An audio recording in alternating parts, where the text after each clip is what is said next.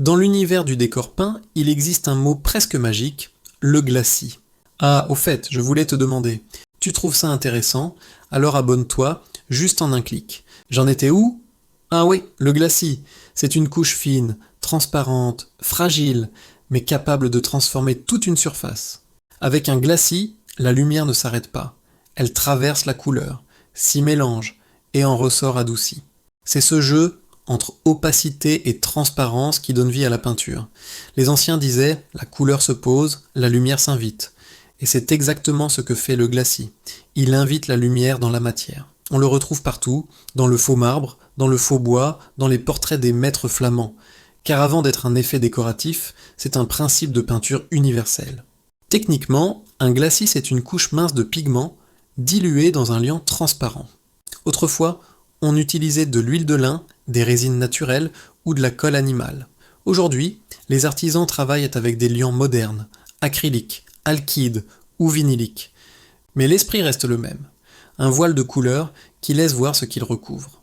Pour réaliser un beau glacis, tout est affaire de dosage. Trop de pigment et la couche devient opaque. Trop de liant et la couleur glisse sans accrocher. Le secret, c'est la transparence maîtrisée, juste assez pour colorer la lumière sans l'étouffer.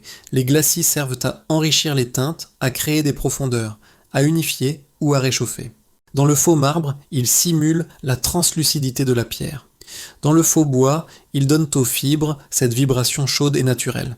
Et dans les patines, ils racontent le temps. Car la patine, elle, est la mémoire du glacis. C'est le voile du temps, la caresse de l'usage, la trace du geste qui s'adoucit. Une patine réussie n'est jamais calculée. Elle semble venue d'hier, d'avant-hier ou d'un siècle oublié. Elle évoque ce que l'on ne voit plus, mais que l'œil croit deviner. La technique de la patine repose souvent sur les mêmes principes. Une base claire et mate, un glacis légèrement teinté, passé à l'éponge ou au chiffon, des retraits, des essuyages, des fondus subtils. Le résultat n'est jamais exactement le même. C'est le charme de la patine, une peinture qui vit et se transforme sous la main.